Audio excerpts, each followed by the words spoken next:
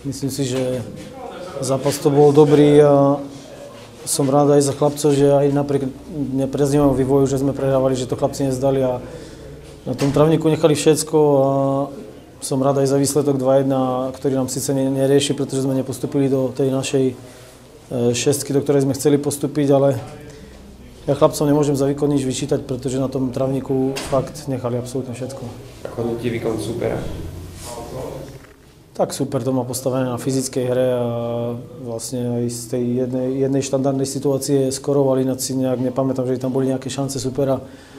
My sme sa do tých šancí dostávali, myslím si, že dosť prísne nebola uznaná vlastne faul v pokutovom území supera, ale hovorím, som rád, že sme ten zápas nezdali, že sme vlastne išli za víťazstvom, vyhrali sme ho.